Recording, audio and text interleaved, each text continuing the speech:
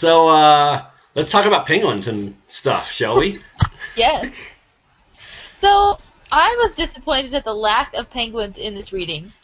I felt like it was just like an interesting hook, and then he left. I was hoping there'd be more, and there was very little about the actual penguin. So that was disappointing for me. And who is Kosa? Did somebody else catch that? I did not find who Kosa is and why he is a penguin. So let me see if I can find where I put it. I wrote that down somewhere, I think. Yeah, I think he got mentioned at the beginning of the article briefly, and so I think I've seen this penguin. It's like the Linux penguin. well, I think if you're thinking of the Linux penguin, then yeah, you've seen that, but yeah. But otherwise, if you as far as like the subtitle, Linux and the nature of the firm, that was descriptive in my opinion of what happened in the reading. So, yeah. So if it's okay, I'll just kind of summarize maybe the parts, and then we can kind of jump into talking about them in more detail. How's that sound? Oh, I think that's a great idea. So, what I got out of it was that, so part one, he talked about how people are collaborating on these medium to large scale projects, and so we, like, Wikipedia, what was the other one that I thought was really cool was the Gutenberg project. There, and of course, open source software. There are these things that are happening, and so we know that they do work. So that was kind of my takeaway from part one. And then part two, he talked about his framework for how this happens, how people are motivated in different things, which was a little more fuzzy for me. Hopefully, less fuzzy for you guys. We'll see. And then. Thank goodness we have an economist friend in our class. Indeed. To clear all that up for us. When he started making equations, it was like, what was it? Well, like, those were impossible to understand because it was a paragraph form of an equation. Right? And there was like a big R and a small s, and I was like, is this an exponent? Like, I don't know. And then this wasn't the most accessible article to me, if you know what I mean. There were some parts that felt really accessible. Yeah. And then the parts that felt really inaccessible. Yeah. So then in part three, he talks about the tragedy of the commons and how there are diverse types of motivations and different kinds of rewards that people experience, and how we sort of balance all of these kinds of rewards that we might get out of a certain activity. And then the thing that really stood out to me from part three was when he talked about how, I guess, I don't know that he necessarily phrased it this way, but how you can design a project to make it so that it can be, the word that kept coming to my mind was crowdsourced, and I didn't notice what year this was. Maybe crowdsourced isn't 2002. the right word. 2002. Maybe crowdsourced wasn't a word yet. I don't think it was. The way he was talking about Wikipedia, it was like 2,000 people were participating in Wikipedia, and I was like, what year is this? But so how, if things are modular, generally small in size, and if there's a low-cost way to integrate them, then it'll be easier to attract people to them, which was the most exciting thing to me, and especially a takeaway for the way that this can be applied to open educational resources, as we tried to make open educational resources not only accessible to people who want to use them, but possible for people who want to make them. If we can think of these kinds of variables, I think that will lower the barrier for development. Mm-hmm. And that modular piece, I think, speaks kind of to what we talked about before. And it's interesting because the learning object repository that Scott was so excited about, and then when he brought it up, it was totally shut down because it's never worked. Yeah, that's sad. I wonder if they attacked the right motivation, or if they attacked not the right motivation, if they attacked the right reward system.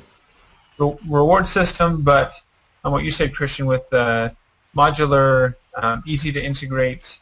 What was the second one? I forget. Size.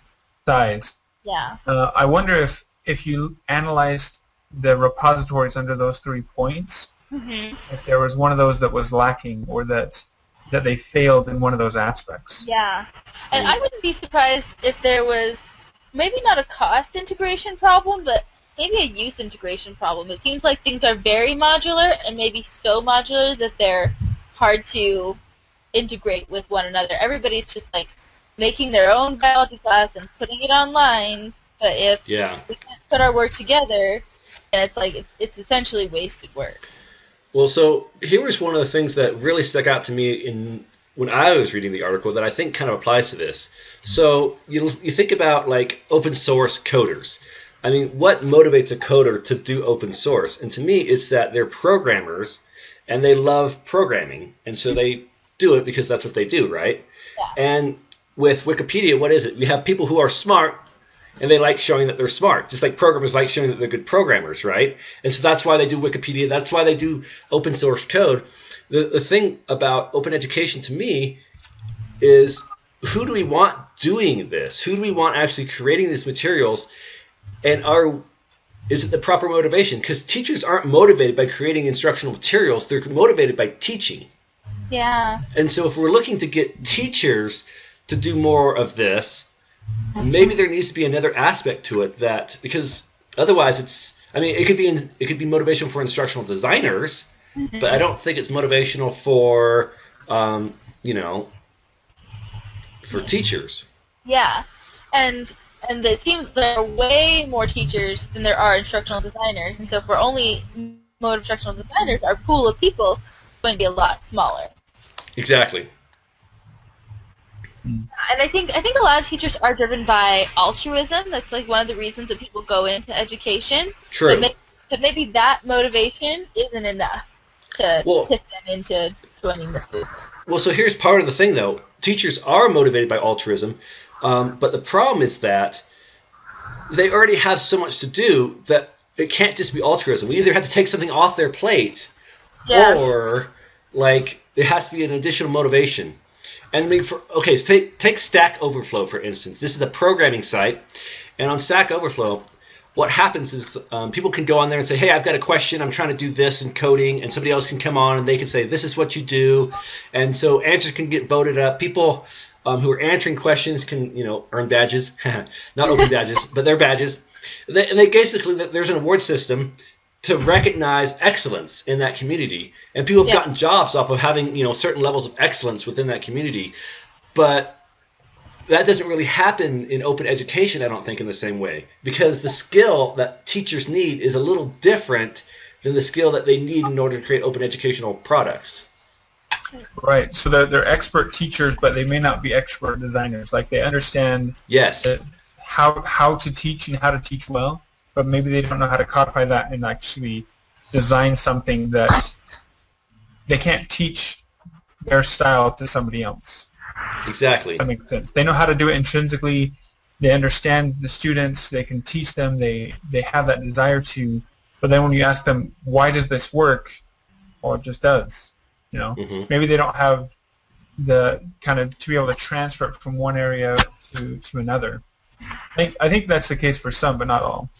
I think a lot of what's happening in OER is that we're producing open educational resources. We're producing a book or a module or a course or something like that, and there's a huge difference between a course and a teacher. And like you're saying, Hiram, it may not even be transferable. It's like that X factor that a teacher has, there may be no way, unless that teacher is going to put together a course about being a good teacher, which which is probably not going to happen. Yeah, so maybe it's not even realistic for us to expect teachers to be producing resources. I don't know. Well, at my last job, I was a computer software trainer, and I trained for about 3 years. I got pretty good at it. I knew my craft pretty well. And in my last 6 months, I designed a training to teach people how to be trainers in my department, and it was really hard. It took me a long time to take all the experience that I had over the last couple of years and transfer that into lesson plans and activities. And it took me probably 3 or 4 months to develop this curriculum that if you were to look at it now, it would be like, oh, I could blow that out in 2 or 3 hours. I mean, it wasn't a super complex curriculum, but trying to take 2 years' worth of experience and kind of put it into an organized lesson plan was actually really hard. Yeah. I think teachers, like the thing before done, they could do that, right? They're intelligent people. They have skills. They've been trained to make lesson plans and all of those things, but it's really time consuming, especially if you're not specifically trained as a designer. Then it takes even longer. So I think it's safe to say that none of us are saying that open educational resources are out and that it shouldn't happen. But I guess my question becomes, how do we motivate? Who is our audience? Are teachers even the audience that we want to go for in terms of getting them to produce educational resources, open educational resources, or is it a different group?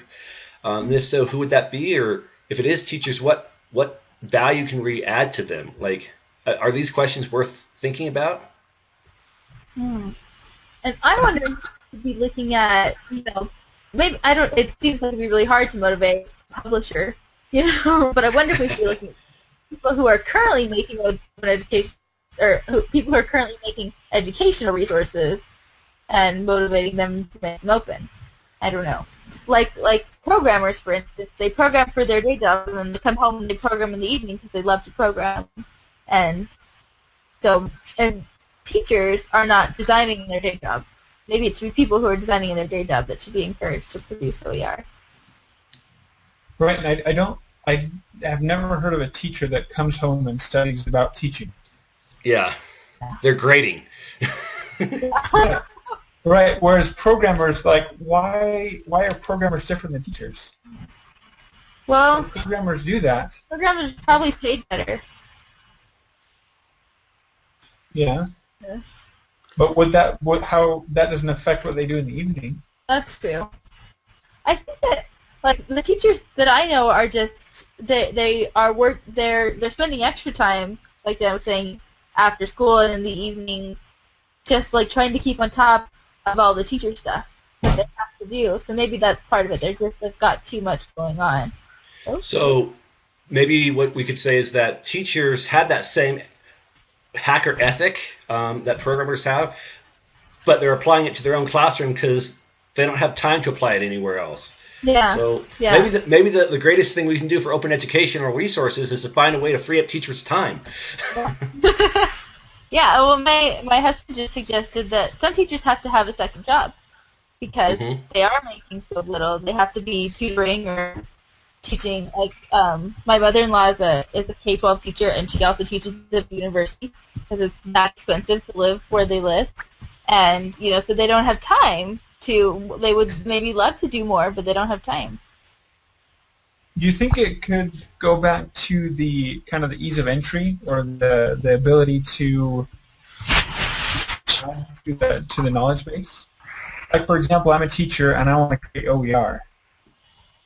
I can create something, but I don't know, there's no easy place to put it, to share it, and that kind of getting into the system of being able to create that is too hard, right? Yeah. So I think Khan Academy is an interesting example because he started doing this on the side. When it got too big, he would have had to stop doing it because it was taking over his job, so he had to quit his job to start producing all this material, right? And so if he had stopped, he would have had 100 videos, and it never would have turned into what it did. And I think teachers are kind of in the same role where they may have something that they want to share, but there's not a platform where they can share that. Yeah. Because the access to that or the entry into that is too difficult. And there are platforms exist, and there are these large repositories we were talking about, but it may be too hard to find a platform, to get something into the platform, to take it out of whatever format it is useful for in your class, and put it into... Do teachers even know about the platforms? That's what I wonder. Is like, yeah. I mean, there's things like Teachers Pay Teachers, and I know that there are teachers who know about that website, but I mean, that's not really OER. And I don't know how many OER repositories are out there. I'm sure there's lots of them, but I don't know how many people are aware of them or even how they work. So maybe it's a publicity issue. Yeah, it really could be a publicity issue.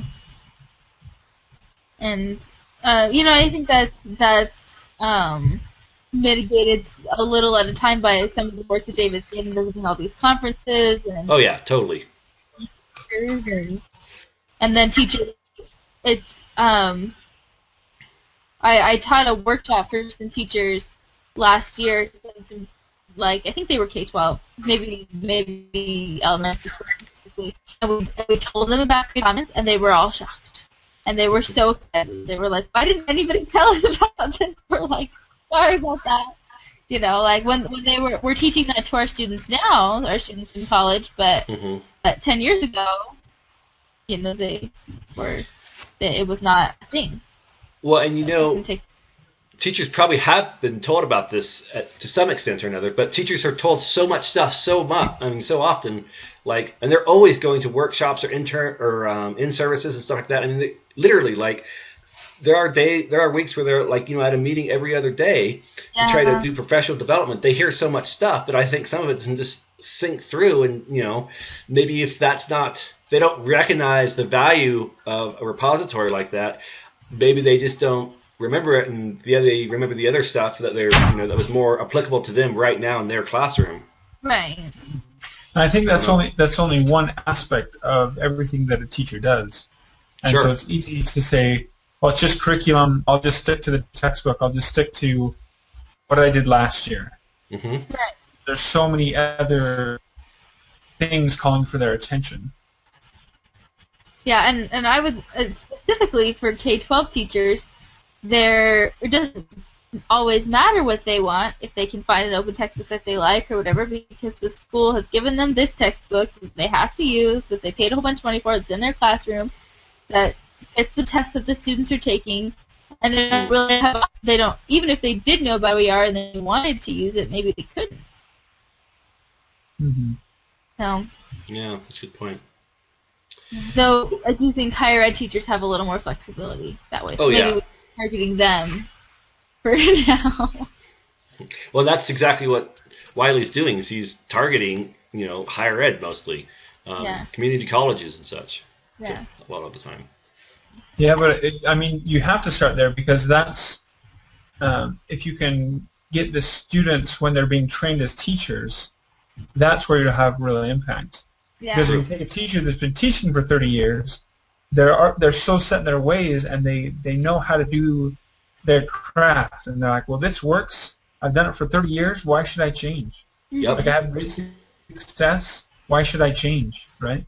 And so I think working with teachers that are training to be teachers and educating them on the vastness of OER and the flexibility and all the benefits of OER is where you'll see benefits in 15 years and 10 years when they're teachers and they're applying that into their classrooms. Mm-hmm. I agree. So one of the other things that is there any more on this topic? I was actually going to say, is there anything else you want to talk about? So. Okay. So I was really excited in this article about all the different crowdsourced things that he was talking about, and I think that there are a lot of things that we can pull out of that to apply to OER. So like ClickWorkers, I had never heard of, where they mapped those craters on Mars, and they, thousands and thousands of people doing this a little at a time. And I wonder, often educational things don't break down so well into really small things. But I was just thinking, what if people crowdsource math problems, and we had large math problem repositories, or something small like that. That a teacher has to put this together. She might as well, share it with somebody else. Or so, if we could break it down that small, like they did, I think that can be really beneficial. So let me tell you about the idea I had. I was kind of going along the same train of thought that teachers have too much stuff to do, so how can we expect them to be, making materials? And one of the things that I think eats up so much teacher time is grading. And there's lots of solutions to that, I think. But I was thinking, what if there's a crowdsourced solution for grading? And what would that look like? Because, I've been actually thinking about this concept for about a year now. But it dawned on me that what if it was something that the article talked about just how small you could break down a task. So I was always thinking, well, maybe you could crowdsource a test. So maybe you have 20 tests that go online, and 20 or 30 people come along, and each one grades a test. But what if it was more incremental than that? What if, like, instead of a test, you break it down by item, and so then you have 30, 40 people come along, or maybe even you can get more people since it's more incremental because they only have to grade one question, and then those questions could get graded, and you could even have some kind of, like, I don't know, algorithms to say, well, if this person's at this level of expertise in grading and this person's at this level of expertise in grading, their grade is weighted more, and so you could, like, do some kind of averaging and weighting of the scores. Obviously, you wouldn't need that with multiple choice, but then if you're doing multiple choice tests, then you don't really have that much of a grading problem. So, I don't know. And I think that's one of the big issues is it works so well with software development because there really is just one right? You program something and it works or it doesn't. Well, right? And it's not that important. Well, and maybe this is my lack of programming knowledge. But it seems more black and white than some education stuff. It's a little bit more gray, and there's some subjectivity to it. Well, so I would suggest that. Well, I don't know that I have more programming knowledge, but this has just been kind of my experience, is that you can have code that works, and that's good. But code that works is not necessarily always good code, because it could take longer to compile. There could be just, lots of extra stuff in there that makes the thing run slower than it needs to run. And so I think I think you're right in that it works or doesn't work. There is a bit of kind of yes or no there, but I think there is a little more granularity in there, but maybe not as subjective as something like, did they get this essay question correct? I could see this grading issue solved maybe with two separate solutions. So one solution to have a whole bunch of digital test banks or something like that a teacher could put together for those, or could pull from for things like math and vocabulary and science and things that can be multiple choice on the one hand, and then which, like, they do exist. They're put on textbook companies sometimes and things like that, or you can build that in your own LMS. But it'd be so awesome if you didn't have to build that every time. And then on the other hand, maybe for things that are more gray, like Hiram was saying, to have a more crowdsourcing sort of thing for essays and things like that, which could be wonderful in a lot of ways because, first of all, a teacher doesn't, like, it would take less time for a teacher, and second of all, it would give students more varied feedback. I think, especially so in college, you get a lot of varied feedback because you have a lot of different teachers. But in high school, you have one English teacher for a whole year, maybe more than 1 year, and you get used to the way that this teacher teaches and writes and grades, and that teacher could be an excellent teacher, but you can only benefit from the knowledge of that one person. Whereas if you're getting feedback from a wide variety of people with something so gray, then it could be a lot more valuable. And teachers could even crowdsource these things, like maybe the point things that you were talking about, Dan. You could. Has anybody ever done BookMooch? Kind of that. I don't know if it's even still active anymore, but you list books that you have but don't want online, and then other people find them and they request them from you. And when you give a book away, you get a point, and when you get a book, you spend a point, and in that way, people get people circulate books around. So people could do that. They could say, I have 30 points, and I get points by grading somebody else's essays or something like that, and now I can spend my points on somebody else grading them or something like that, so that one, students get more diverse feedback, and two, teachers don't I have graded things where it's like the same essay over and over and over and over again, and that's really fun. But if 30 different people graded those 30 essays that were really similar, then it wouldn't bore anybody, and everybody would get better feedback. So I think you might get worse feedback. Because because if I'm grading a paper and you're grading the same topic but a different student, we have different. I don't know if you could reliably rely on the scores well enough. That's Because true. I might say it's an 80, and you might have said it was a 90, Yeah, yeah, and so our 80s might not be the same 80. right. So one way you can fix that is if you have multiple people who grade it. So if 3 or 4 people grade it, even though it's different 3 and 4 people, what you start doing is you have averages that break out that grade and get it more close to what it would actually be. Especially if you, like I was mentioning before, if you weight it according to someone's skill at grading. For instance, if someone has proven themselves to be an expert grader, perhaps their score has more weight in the average than somebody else's. But one thing I was thinking is that what you suggested addresses 2 problems. It addresses monotony of grading, and it addresses the ability to give students more detailed feedback or different types of feedback. But what it hasn't done, I don't think, is reduce the load on the teachers, because they're still having to grade just as much because to get the points. Yeah. So going back to your earlier comment, Dan, there's a organization that I might not name. David, if you're hearing this, please cover your ears. Coursera. They're actually piloting students grading other students' papers. Yeah. When they write an essay, they have to grade 3 other essays. And so they have multiple people grading the same essay, and they're almost identical to what the teacher would grade them at. Interesting.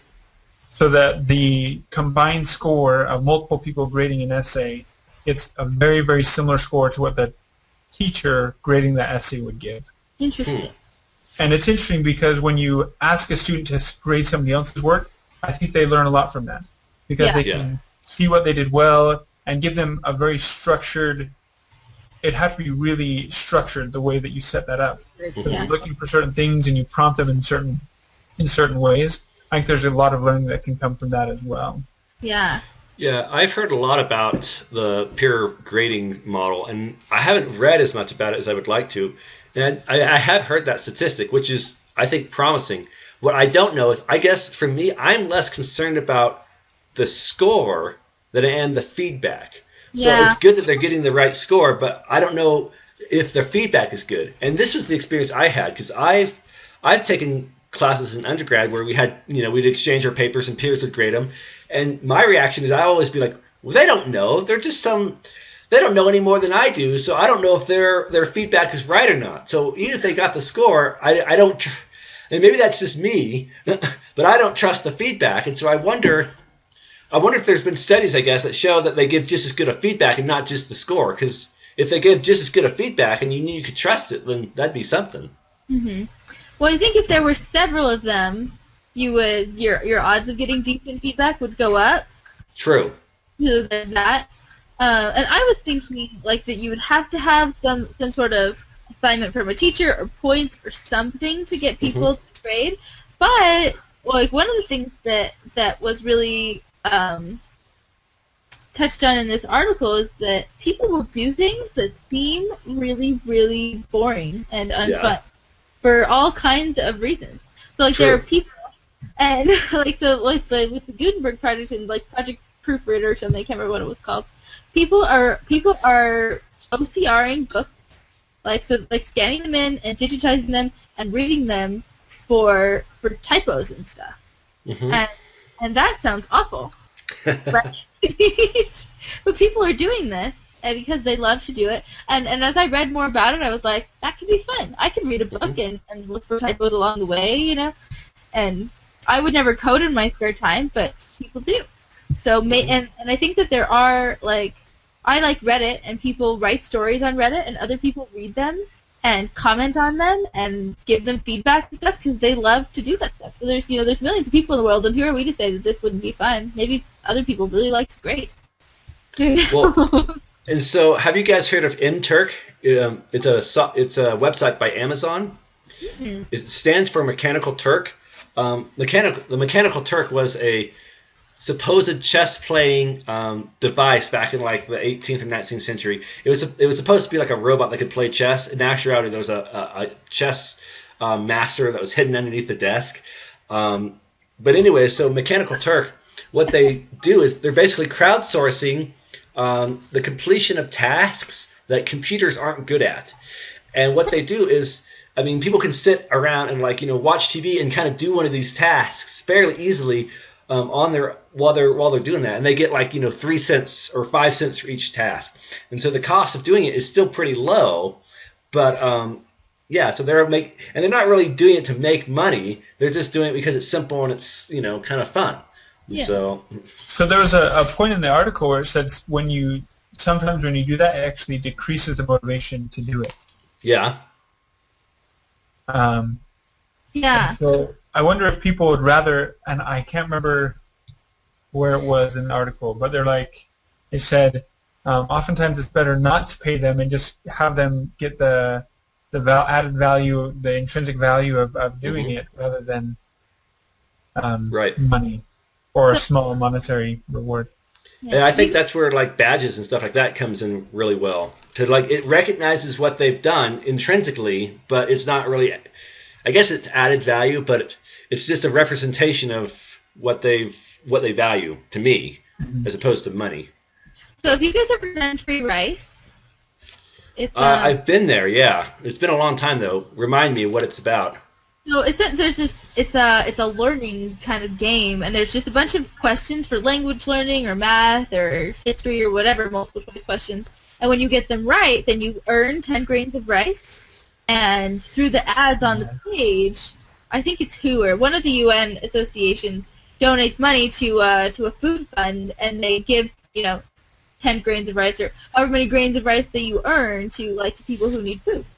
And so I think that kind of thing, when you have a budget and you're willing to give people a little bit of money, can motivate people in a way that will kind of maybe even heighten their intrinsic motivation, that they feel like they're doing something good and fun and they're helping some other people. Yeah. Well, in that case, they're not actually getting money; they're giving money in a sense. Exactly. Yeah. So yeah. So maybe every time they. So maybe what happens is every time they grade, they also give 10 cents to a teacher. So they're helping 2 ways. Well, box tops for education, you save them and you give 10 cents to a school or something. Yeah, people love that. So maybe that's the solution. I like 10 cents per task given to another teacher. Yeah, that's what's going to do it. Because if there's an ad there, then the money just goes from the ad to that person, and yeah, why not? We've solved all the problems of the world. Good job. Good job, Free Rice. So we've been at this call for a while. Is there anything else we want to talk about, or have we kind of hit the main thoughts and issues that came up to us when we were reading it? So I have one kind of a weird comment, but I thought it was kind of interesting. So on page 57, if you have your thing, it says, people are creative beings. They will play at creation if given an opportunity, and the network and free access to information resources provide this opportunity. Which is interesting. I'm like, people like to play at creation. And that just spoke right to my soul, and I'm like that's part of our, I'm going on a religious tangent here, but it's part of our being, part of our divine nature to create and to become creators with God. That was a cool little quote, that people will play at creation if given the opportunity. Yeah. Oh, cool. Yeah, I think that is part of a lot of people's motivation. And I think, and the thing that stood out to me was the play part. That if you make it not that scary and low stakes, like they do with the Mars crater thing, or with what I was thinking, we're on a religious kick, I was thinking about indexing and how people get old documents and they digitize them. What is the word? Because it's not digitized, but to make them into transcribe. Transcribe. There you go. And they transcribe them, and it's not scary because somebody else is doing this document too, and then it's going to go to an arbitrator, and and people are happy to do that, to do this low stakes, not that hard thing. Whereas if they were the only ones, if to talk about it instructionally, if I was creating this class and all people were going to learn biology this way forever and ever, that would be terrifying. You know, a high-stakes thing, then it's not hard for people to just contribute a little. Mm-hmm. Yep. Well, that was fun. Does anyone else want to say anything else, or should we wrap it up for tonight? I think this is good. Cool. Well, thanks everyone for coming, and I guess we'll see you guys later. All right. Thanks.